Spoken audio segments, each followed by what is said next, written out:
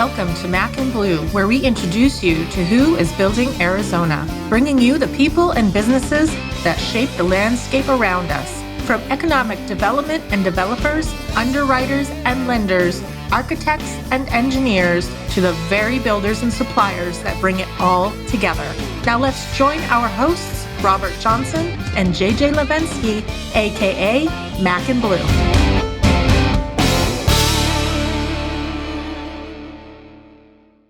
Hi, everyone. Welcome to another episode of Mac and Blue. I'm JJ Levinsky, president and co-founder of Blue General Contracting. Today, boy, I gotta step into this one lately. I've got two colleagues, arm wrestlers, maybe even an occasional drinking partner, in Aaron Wolf and Rob Haggard, both from Fleming West. Aaron is I got to get this right, president and co-owner. And Rob is the vice president of everything above the sun, right? Right. So welcome. Before we get into the fun and the nitty gritty of what we talk about on Mac and Blue, it's always nice for everyone to get to know a little bit about each one of you. So with that, Aaron, put you on the spot. Give us the background of yourself. You know, kind of what's the mojo behind what makes you tick. Okay. Well, Born, raised, all that kind of stuff. First, let's quick shout out to the Chiefs winning their third Super Bowl yesterday. Oh, geez. Big night for you Eagles fans. Sorry, there's always next year, but you'll probably see the Chiefs again. So, hold on, we have to add some other inflection here. So by the time people see this, it's actually recorded.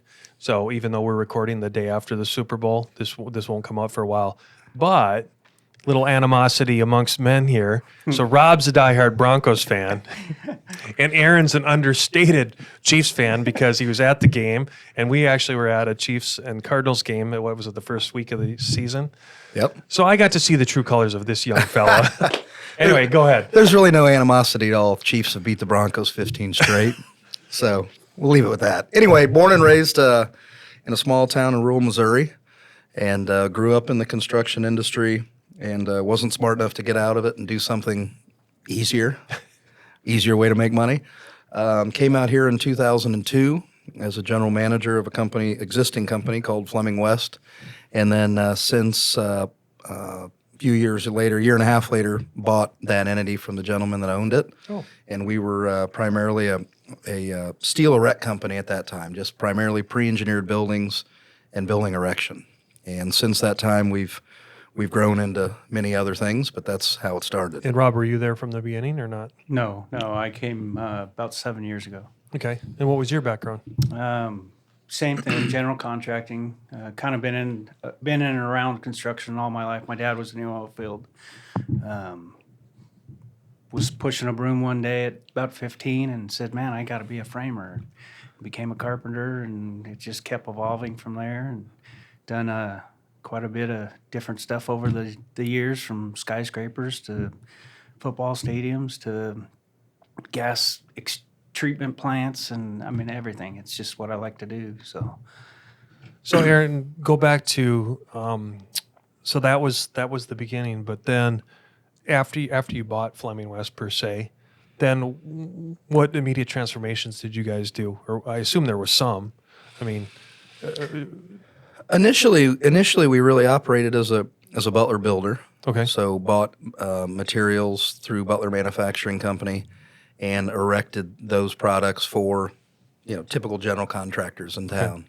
Okay. And we did that for 5 or 6 years, pretty much that, just as a subcontractor as Steel Erect, before we started to grow it into a steel solutions company where we did more than just pre-engineered. Oh, so everyone, Steel Solutions. What does that mean? What that really means is as long as it's a commercial project, steel, and not light gauge steel like studs, but 3-plate steel, multi-story steel, heavy structures, large spans. That's really what the solutions business is. It's not necessarily one steel type. We look at every project on its own and help decide what is the best delivery method. Is it pre-engineered? Is it conventional? Is it what we characterize as a hybrid, which is the mixture of the two? Is it a long bay solution? What really is the requirement for the job, and look at it. What is what have you seen in the trend? Okay, so let's define that as you have like three, conventional, PMB, and kind of a hybrid. What have you seen your percentages change over the last few years in that regard? Yeah, when I first took over the business, it was 100% pre-engineered. It was. And pre-engineered really kind of had its place. It was usually large clear spans and hangars. Other than that, the utilization of it was fairly limited. So you're saying just aerospace Well, hangars, just typically big clear span spaces. Okay. Aviation's a great utilization of but pre-engineered. you had some industrial use. Industrial Yeah. people, typically that didn't want a lot of columns or posts inside the building would usually move their way towards Right. towards pre-engineered. And what we found is that the conventional market obviously is very large, much larger than the pre-engineered. But when you look at the two of them together, and you can utilize pre-engineered structural members and conventional structural members together, that many times what you find is the best solution. Right. And that solution is best because, number one, it usually saves money. Number two, it allows for both large spans and smaller spans, multi-story and large spans to be connected. Go back and only because I know a little bit, but I think the audience sake would love to know. Give the old Butler history, because I think that's kind of I've heard bits and pieces of the story, but if you can share kind of the cool old Butler story. Well, I first job out of college, I worked for Butler Manufacturing, and I worked in their Birmingham, Alabama plant. God help you. And it was an interesting experience for sure. He's not scarred except between his ears. It's no longer open, but What'd you get fired because you ran him in the ground, or what? They consolidated plants. I'm just busting your, you know what? Big union city. So I think in the consolidation of plants, they decided to close that plant. But I worked there as a dealer support coordinator, which meant that I interacted with Butler builders in terms of pricing and product and things like that.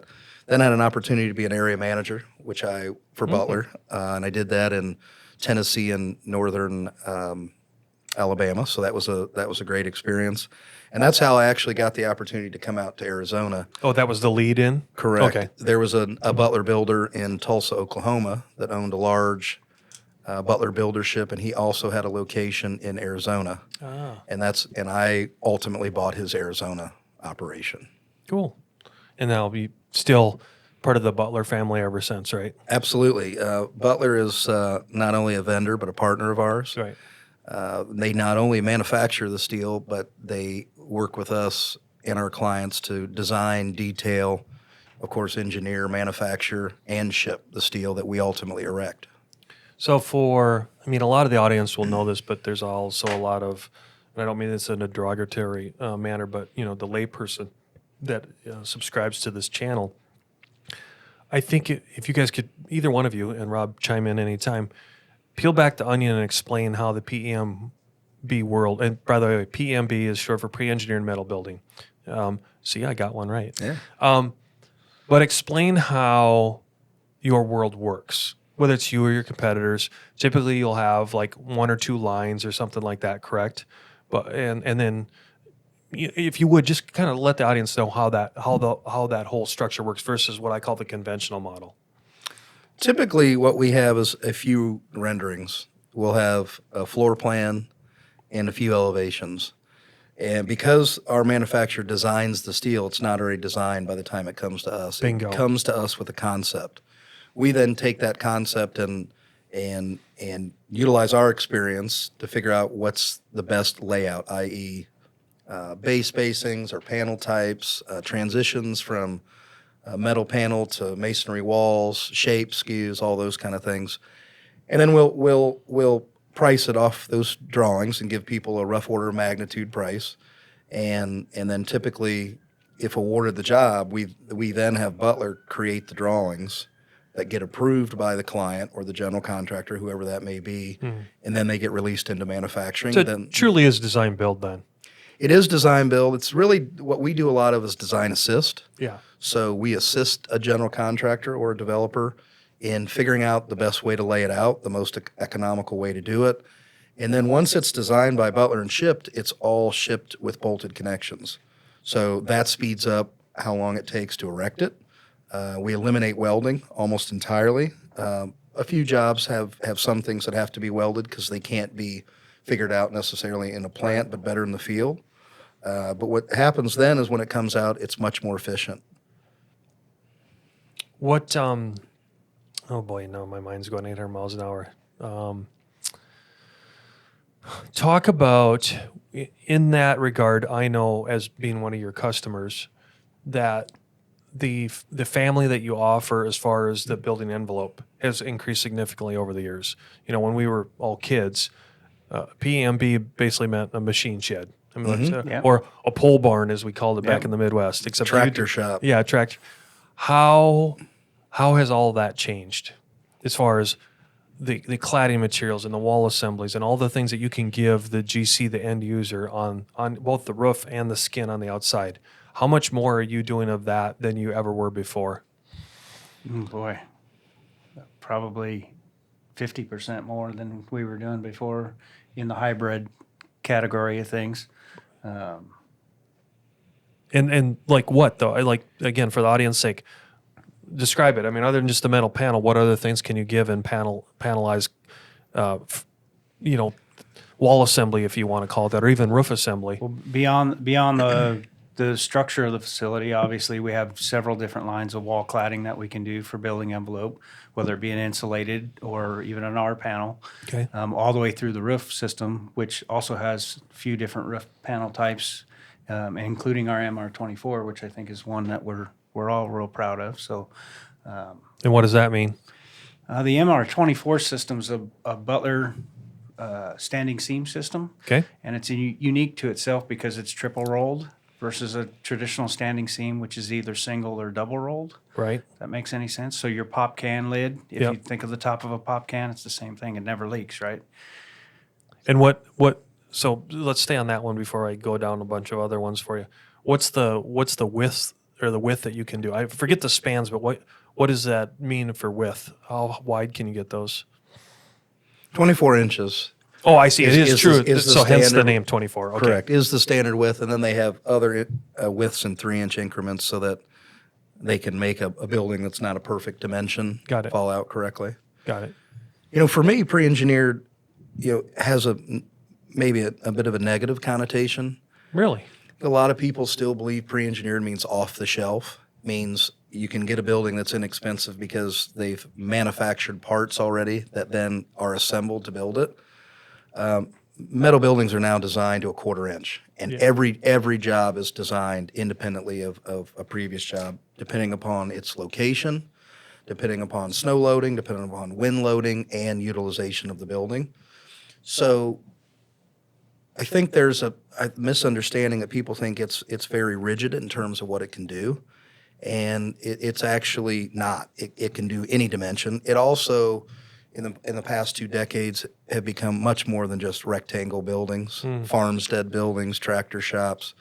With the utilization of parapets, with the utilization of wall panel types and those things, they've gotten much more architecturally pleasing, which is important because a lot of the city municipalities and architects, understandably, because they're designing to those criteria, shy away from pre-engineered because they're thinking, I just can't put metal skin on a rectangle.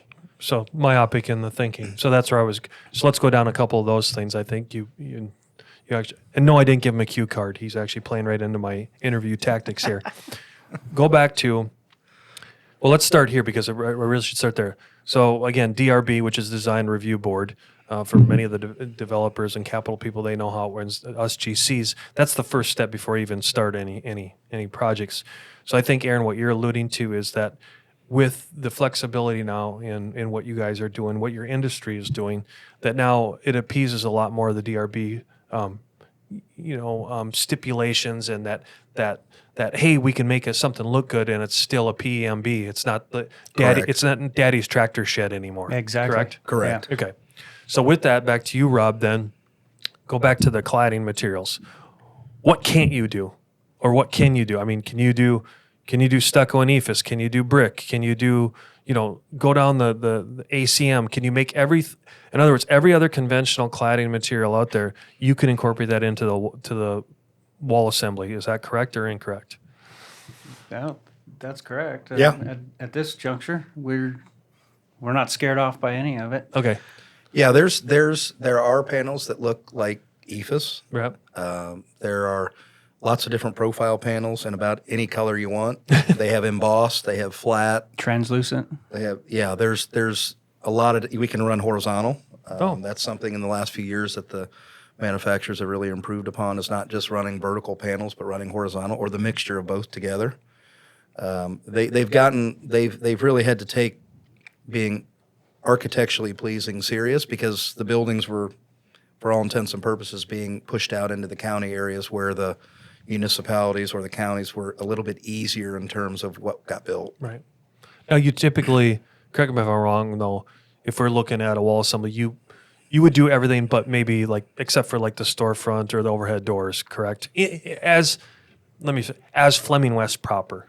Or would you also do those typically for a developer GC, or do you let the GC usually do that? Yeah, typically the GCs want to do it. We'll provide a framed opening and trim. Yeah. So we'll support the opening, but they'll typically provide overhead doors, storefront, personnel doors. Yeah. A lot of times are part of our package if you just want a Which standard makes metal sense, door. yeah. But anytime it's glass, storefront, curtain wall, typically the generals do that, and we just support those openings. So now probably the biggest question you guys get, and we get all the time as a cohort of yours representing the market share is, all right, Aaron, Rob, what does it do for timing? What does it do for timing? Forget the money. We'll talk about the money later, but what does it do for timing? So in the present day and the present market share, how do you guys typically handle the timing question? And Aaron, Rob, feel free to talk about it in any aspect of, is it faster than conventional, or do we promote hybrid, or just, again, with supply and demand right now, where's the sweet spot on the timing? If you can just kind of talk around that. I would tell you that we are more efficient from a timing standpoint because everything comes from one source. Right. Where your typical conventional package, you have a structural engineer, you have a detailer, you have a fab shop, and then you have an erector, and they're all coming from different locations. Where for us, when we put a team on a project, it's one team, all from one shop. We may be in different locations in the country working separately, but it's all one shop at the end of the day. Well said. Have you seen any, and again, without mentioning names or any projects, have you seen any projects where you specifically were brought in to say, all right, hey, can you guys carve out 6 months earlier than conventional? Have you had any of those experiences lately? We just finished one. Yeah, we get those on price and on schedule Okay. quite frequently, especially as bar joist and things like that have continued to be, lead times have been extended. We seem to get a lot of opportunities where the budget doesn't work or the timing doesn't work. What can you do? And we just, to Rob's point, just finished a very large project that we saved about $2.5 million on the overall price of the project and made the schedule, which was very aggressive. That's pretty impressive. Is that? Do you feel that has gained more traction lately because of the supply and demand issues? I mean, how do I say this there? Is it easier to sell? Yeah. Okay. Yeah, for sure, because the market's being forced to look at alternative construction methods. Right. So the way of just, okay, long spans have to be bar joist, or projects have to be hard wall. I think due to the escalating prices and the extension of delivery dates, it's opened a lot of eyes that we have to look at different opportunities, which is wonderful because in the particular case we were giving an example of, it was a hybrid. So it had pre-engineered and conventional components together, and was why we were able to save money and time. No. There comes a time when dreams become a reality, when you see your vision materialize into a true work of art. And the only way to get there is to choose a general contractor who shares that same vision and knows how to bring it to life. At Blue Wave, we aren't so big that we've forgotten where we've come from. And we aren't so small that we can't care for your projects regardless of their size. When your vision deserves safety, perfection, timeliness, and expertise in order to become a reality, trust Blue Wave to get it done right the first time.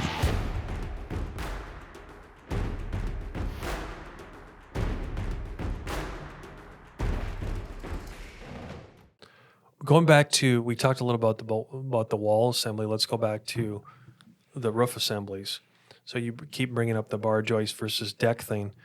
Again, for the listener, describe, in conventional, we typically will have, columns, beams, bar joists, and a B deck, right? In conventional steel. Mm-hmm. How does that translate differently to what you guys start with? You still have columns, but they're on the outside. Then you have beams, but they're typically they're more, I call the cant style, or whatever you guys, the tapered for loading. And then you guys typically have purlins going across the other way, right? But now there's been changes in your industry to that regard as well. Well, it depends which system you're Okay. speaking of. That's part of the Steel Solution secret, if you will. Well, do tell. You're here to sell Fleming West. Depending upon the project type, you may have Z purlins on the roof. If Okay. it's a big open clear span, and exterior columns are not an issue, it may be Z purlins. It also may be a system that Butler has called truss purlins, which Okay. allows you to go out to 60 feet, so you can spread your columns from 20 or 25 or 30 feet out to 60. But that still has an interior or exterior columns. You still Right. have to deal with those. If you're looking at a hardwall solution, we can eliminate all the exterior columns and do what we have, a product that's called Logistics. And that is essentially a replacement for bar joists. So the deck, the angle, the interior post, everything is the same, but instead of a bar joist, we put in a truss manufactured by Butler that we're getting in about half the amount of time it takes to get bar joist, and less expensively too. And they're truly unequal to each other. They're just designed and built differently. So the overall appearance still looks like a bar joist. It's just made with our system versus the conventional bar joist system. So is this a relatively new substitute to conventional thinking, or is it just not grabbed enough market share until recently? The truss purlin, Butler's manufactured truss purlins, which is the truss, for more than 30 years. The new portion of it is utilizing it with hardwall. Oh, For years, understandably, Butler wants to sell roof panels, wall panels. They want to sell the whole package.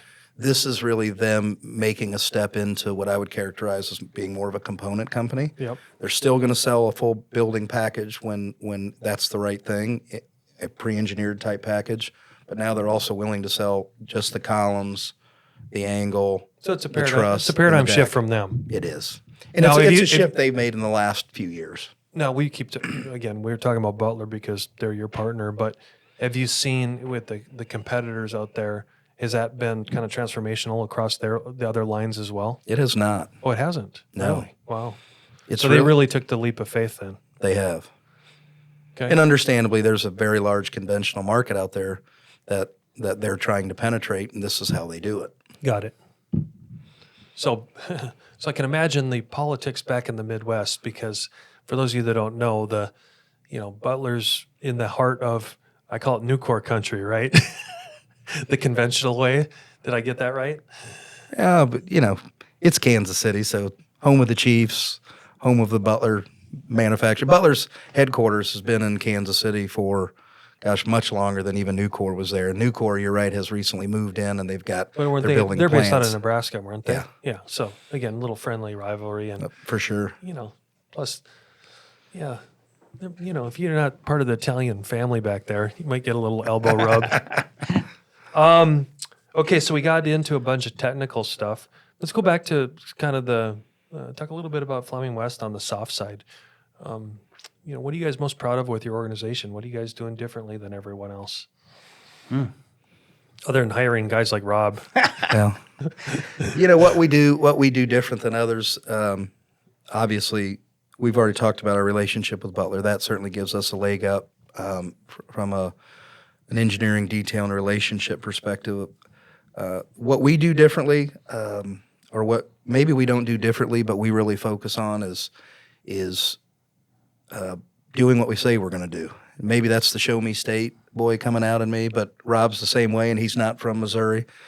I know it's a novel idea, actually doing what you say you're going to do, but we really pride ourselves on that. We pride ourselves on being TGIM people, and often you get the, wait, I think you mean TGIF. No, thank God it's Monday. Yeah. Because we get to go back to work and work with people that share the same enthusiasm to do it is what we do, which is exceeding our clients' expectations. And we're very fortunate to have people that really feel that way. Yeah. And it comes through in everything they do. We work to be very transparent. We don't have secrets. There's no reason to. It's kind of, those days went away a long time ago. Yeah. And let's And be honest, you pretty much have to have the full money on every day yeah. in our industry anymore. Well, Rob? and that it translates, to the rest of our team who support it, act the same way, and it really brings a level of trust to the partnership on being on a project that I don't think you used to have in the, even 5-10 years ago, because the industry has changed, right? Right. Where the hard bid world's kind of not really out there anymore for guys like us, anyways, right? Right. We're not looking for that. So I mean, it still goes on, but let's be honest, even in the truest hard bid, it seems like there's always a negotiation. right? Of course there is. Right. But when you build this trust that we're speaking of, it's easier to transition into new projects and get on new teams, and Right. especially if you're known. If we wouldn't have connected if you didn't know a little bit about us. So That or stalking each other on LinkedIn. right. And having lunch at some Mexican joint that I can't remember. But hey, I like you, Rob. Yeah, that's all good. Hey, the easy thing is if you don't have to keep your lies straight, it's very easy. So do what you say you're going to do, and You don't have to keep your lies straight. I like Right. that saying. really easy to. Do you have that tattoo, Aaron? I do. Good. I'll show it to. Well, you want to see it now? No, remember, this is video, not Oh, just yeah. audio. No, shoot. Sean, pan out. No. Okay, so because I know just enough about your industry to be dangerous. Probably only because we've just started working together, but primarily because of my past in the Midwest, where what you guys had conventionally done, I grew up with. But I am intrigued to ask you guys some tougher. I think we've kind of gone over one hurdle, which is, hey, look at even in Phoenix proper, or call it the Metroplex, back to zoning requirements, that your product and service is being accepted more and more. But my next question is where is it going to continue to grow? Like we talked about Butler's evolution into that particular market share of the component space.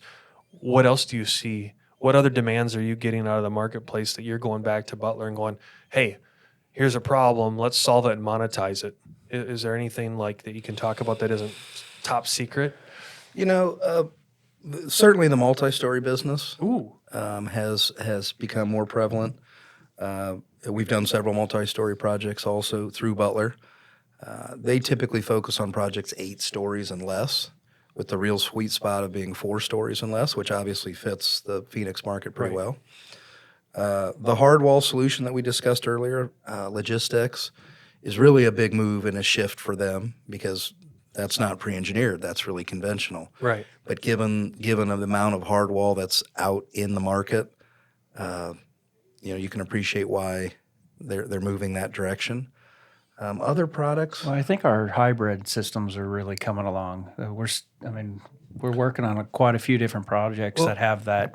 Hold on, just let's take a timeout. Just because again, I want the audience to be able to catch up. So let's go back to Hardwall, and we talk openly. Remember, this is agnostic, our program. So we've had other guests on. Heck, Robert that used to co-host with me. He what business he's in with Torrey Contracting up in Las Vegas as far as their component style.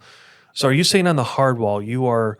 And I don't mind throwing names out here. Like you're competing against the captures of the world of doing true hardwall. Like Butler truly is trying to compete against that. Like let's say hotel, where you're sticking an 8-foot wide by 30-foot hardwall up against the structure. Did I get that right? we're really speaking about tilt, Oh, tilt. 1-story tilt. Got it. I just wanted to make sure I was comparing or apples to masonry, apples. but 1-story. Got it. Where there's obviously a self-supporting wall that ultimately supports the roof structure. Got it. That's really when we're talking about hardwall, that's specifically it. When we're talking multi-story, that could be any type of wall material type, but those members will be conventional. They'll just be manufactured through Butler. Thank you for clarifying, because you see the Oh, for sure. the question I was asking. So yeah, against the tilt now, that makes a lot more sense, especially with how much tilt is going on in our world here. Okay, now go ahead, Robbie. You were talking more about the hybrid. Can you give a better definition of that?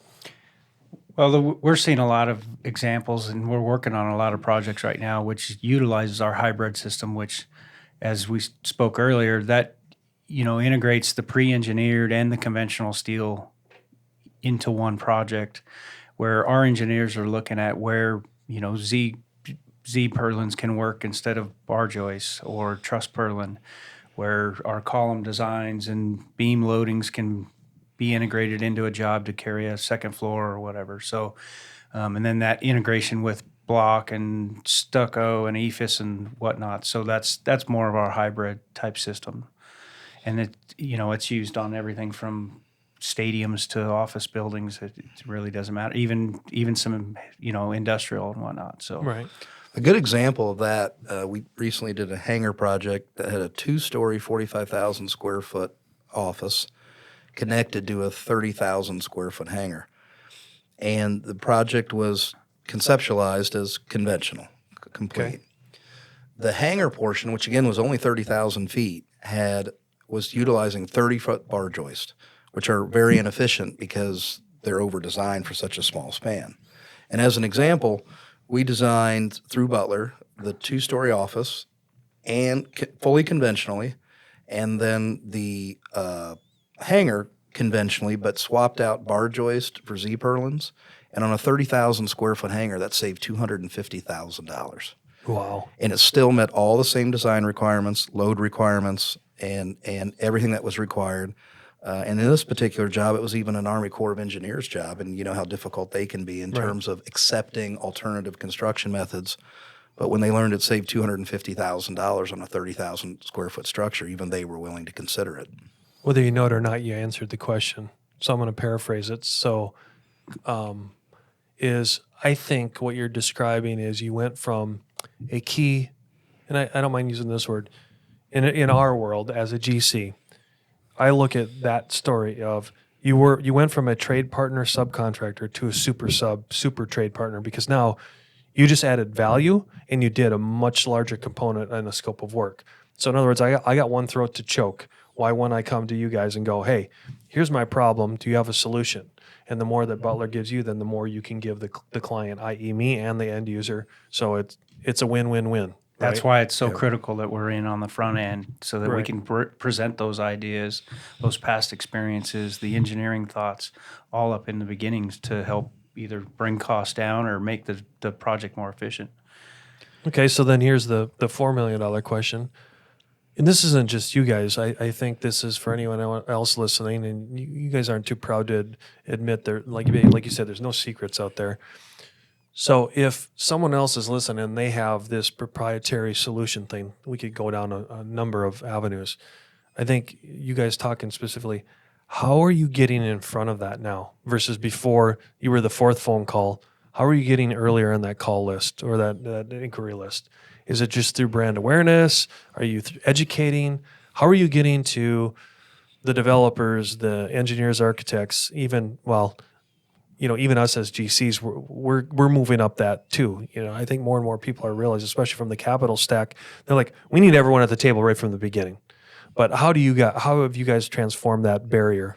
Well, we spent a lot of time in doing the lunch and learns with the developers and real estate folks and general contractors here in town to try to promote that message. But also, I would tell you, probably a lot of one-on-one that Aaron and I do. We target a client that we know has the type of work that we want, and we try to build that relationship and earn that trust, because the hardest thing I would say for our message is getting people to understand our message. They all think, they're going to bring something different to the table, and it's really not. It's just our way of thinking and our way of organizing that package that's maybe a little different than the norm. So, well, the difference is you're holistically solving the problem. Mm-hmm. Well, and at the same time, we're offering them single source responsibility. Bingo. You brought that up earlier.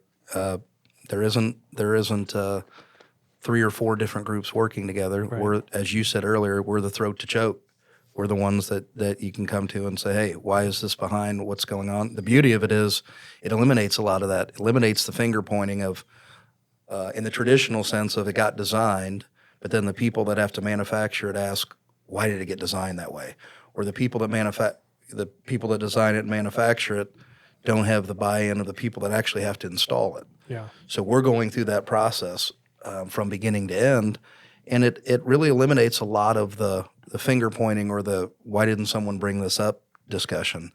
And that's really what we're offering. When we're in front of people, we're like, look, we know everyone's trying to do more with less.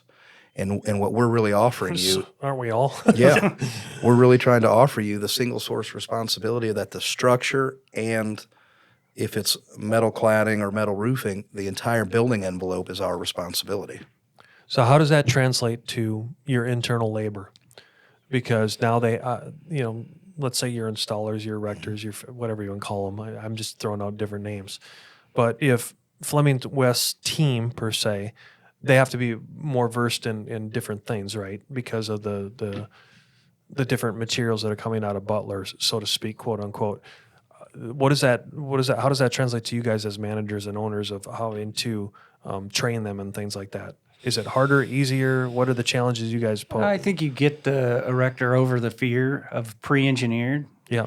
And then they realize that it's really like to like. Yeah.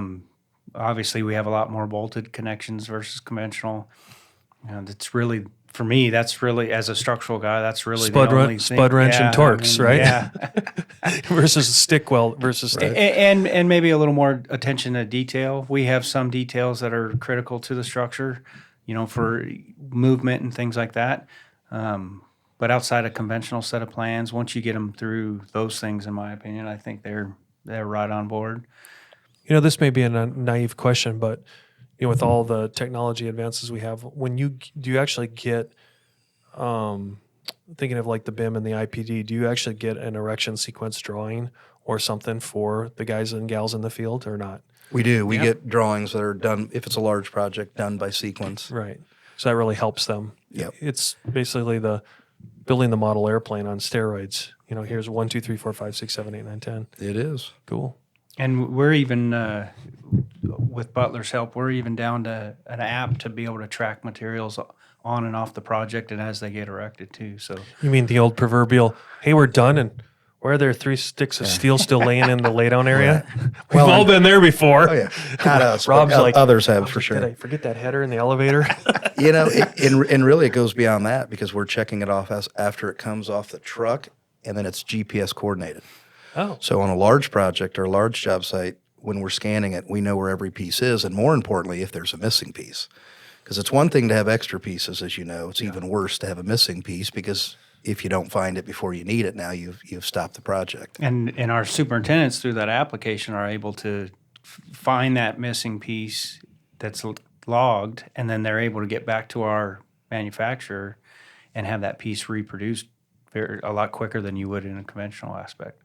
Got it. What, I guess what am I forgetting to ask you guys? I don't know. Let me just bounce it back to you. What haven't I asked you so far that you're dying to tell the audience, either about Fleming West or the products and services you represent? Well, we touched on what makes us different. Yeah. I think maybe some more expansion on that. What makes us truly different is our people. Yeah. We have the very best people, and we surround ourselves with the very best vendors. Butler being one of those. We do erect our own steel, but depending upon project type, size, and current capacities, we also have trade partners, and we use the very best. And we're not the cheapest, don't intend to be. What we intend to do is provide the highest value. And for those that are interested in highest value, we're your partner. If you're looking for lowest number, there's plenty of those people, but you'll call us eventually. Yeah. There comes a time when dreams become a reality, when you see your vision materialize into a true work of art.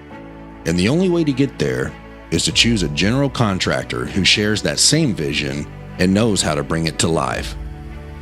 At Blue Wave, we aren't so big that we've forgotten where we've come from, and we aren't so small that we can't care for your projects regardless of their size.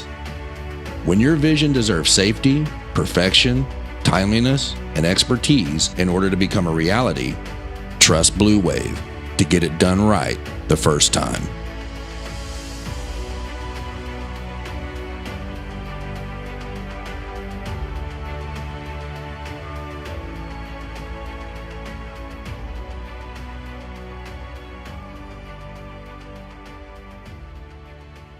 Can we talk a little bit about the sports project, or is that on the QT? Sure. Talk Okay. about any sports product. Well, you know what I meant. Can I talk about? We have a lot. Which one are you? Well, can we specific- openly talk about the hockey? Of course. Okay. So for the audience, for the people in the audience that don't know, you guys were a huge player in the construction of Mullet Arena, correct? Correct. And you worked under Mortensen or partnered with him, correct? I did. So talk a little bit about your scope of work there. We provided the entire building structure. So that's a great example of a hybrid project. There's 2 ice rinks. Both of those were pre-engineered, and the 3-story concourse around it was conventional steel, all connected together using the same columns. So the entire structure, the deck, the support for the bleachers, the roof systems, and the cladding were all us. So essentially the entire building enclosure. Wow. And then what, just out of curiosity, what was the cycle time from beginning to end on that? Well, like when they first engaged you? They engaged us in about March of 2020. Okay. I think we all Wasn't that right when COVID was? I think we all remember that Yeah. date well. And we were told we had the project in July of 2020, and knew that we would be delivering materials in early 2021, which meant So not even a year later. Okay, Correct. keep going. which meant that everyone was very interested in how we were going to keep our pricing intact. Since at that time everything had already begun its escalation train. And as an example, believe it or not, when we released the building order, just as one indicator of steel pricing, cold rolled and hot formed steel was about $474 per ton. By the time we delivered the steel, it was over $1,200 a ton. 3X? By the time steel hit its height, it was over $1,900 per ton for those same materials. And we delivered that building through Butler at the price per ton that they had guaranteed, because Mortensen and Fleming and Butler worked really well together in terms of meeting scheduled benchmarks and delivery dates, approval dates. So Butler held their pricing all the way through that project. That must have been a really interesting project because of so first we have COVID, then you have the scrutiny of everyone questioning why would an NHL team, because let's be honest, it was more than ASU at the time. Everyone knew the Coyotes were going to have to go there temporarily. I can't imagine the scrutiny that you guys as a team were under all the time for that. I'm sure there's some stories to tell. Well, we certainly knew this. There wasn't any excuse that was going to work in terms of why the project was delayed, because the hockey season was coming and it was going to be done. And again, we characterized ourselves as a super sub on that, because without the building enclosure, all the finishes and MEPs couldn't take place. And we were fortunate enough to work for a general contractor that was very efficient in terms of keeping schedule and keeping subcontractors motivated. Yeah. And I'm happy to say that from the guaranteed date that we'd given to complete it in July of 2020, when we did finish it, we missed the date by 2 days. Oh, not bad. Yeah, it was, well, all things considered, we were pretty pleased with that. And so was Mortensen, and guess what? They opened up on time. Yeah. Actually opened up a month early. So having been in there, it was funny because I remember the first time there, I was texting you, Rob, going, I think you got the stencils wrong up on all the loading beams. You missed one. For those of you that haven't been there, you'll have to get in there. I assume that was for all the multi-purpose things that they can do for Correct. The concerts. and events, the rigging and whatnot. So do you feel, and again, if there's secrets you can't tell, do you feel that project opened you guys to other market segments that have that kind of exposure and hybrid type partnerships moving forward? I'd say yes. Butler's done this all over the United States. But I mean, you guys wasn't- as Fleming West. Yeah, as Fleming, absolutely. Yeah. That's the great thing about being partnered with an experienced company that's been around for over 100 years. They've done it all over the country. they just brought their expertise, obviously, to Arizona. And yeah, it certainly has gotten the attention of people in the sports facility business. That and, shortly before that, we did a 135,000 square foot indoor football stadium up at Bullhead. So, and since then, done several other athletic related facilities, and anything from junior high gymnasiums all the way up to ASU's Mullet Arena. It certainly has opened the eyes of people that conventional is not the only way to do it. Now, one thing I didn't ask either one of you is, and I've never even asked you this offline, do you only work in Arizona, or have you guys been asked to go out of state? Or do you go out of state? We primarily stay right here in Arizona. We've done some stuff out of state, but it's really got to be the right client, and I think Aaron's got that same opinion. There's too much stuff to do here. Too many people we can support here. So, okay, back to. I love it when we go off on these tangents because that's where the good meat is. But back to the original question: what am I forgetting to ask either one of you? Either about Fleming, the business, the service, the products, what you guys are excited about, what you're scared about. This after all, this is a Building Arizona podcast. So we'd certainly like to see interest rates come back. I think we all would. When it comes to lending on projects, that's certainly always a difficult thing to see. What would? Well, one topic that we just always bring up almost every week or every episode is, you guys talked about your people. We're all struggling with finding enough human capital to make our organizations all better. And I mean, you guys obviously have a great culture, but what else do you guys see as challenges or anything that you can share with the audience about what we can do collectively as a whole to mitigate that? Boy, I know it's the $4 million question, Rob. It's tough because how do you clone yourself other than AI? Yeah, and digital twins. Well, you've obviously got to let go, and you got to let people do their job. Yeah. And we spend a lot of time. We spend a lot of time looking for the right people, and don't make quick decisions. We really not only want them to fit the culture, but want them to be their own leaders, right? Self-starters are. They're hard to find. Oddly enough, you'd think you'd want to be able to do it on your own, right? So we've just spent a lot of time and a lot of hard work to really investigate each individual we have and make sure they're a true fit for our organization. Yeah, depends. Calling that winning play. Yeah, and it depends. Depends what projects we've got going and those kind of things. But yeah, it's a full-time job now, trying to find good people and retain good people. Retaining, yeah. Anything else? Rob, you want to talk about your hunting habits? Oh yeah, let's talk hobbies. What do you do for fun? A lot of outdoors, a lot of fishing, hunting. We hunt quite a bit here in Arizona, so I'm real fortunate for that. And you grew up in what? Eastern Colorado? Colorado Springs, yeah. Yeah. So you're on the Front Range. Good stuff. Yeah. Like being out there away from everything. And come on, there's another little. Come on, tell everyone what else you dabble in. It's got 4 wheels and an engine. Oh yeah. You like your I'm a fan antique of trucks, don't you? The Fords. Yep, I've got 76 and a 75 now. Are you currently restoring one of them or both of them? 75. Yeah. It's a fun project to have. Yeah, brings back the high school days. Wrenching and I know you're happily married, so I can't say chasing girls. So No. Anyway, how about you, Aaron? What do you do for fun? I'll pretty much just watch Chiefs win Super Bowls. Oh God, boy, we're gonna get. I can see the comments coming back from the why Eagles. don't we talk about the Chiefs for a little while? Go for it. Let's talk about Patrick Mahomes. Who, Kermit the Frog? Hey, by the way, what we do need to say is get ready because they're only getting better next year. With 4 rookie starters, 3 on the defense, 1 on the offense, they're only getting better. So we're accepting applications for Chiefs fans. I think if the front office of Kansas City is listening, they might want to hire you. I wish they would. This would be my retirement gig. I would happily go. All right, guys. Well, with that, I just want to thank you for coming in today. Again, for those of you that want to know more about it, I can speak on behalf of both Aaron and Rob that they're very approachable. They'll help you in any way they can.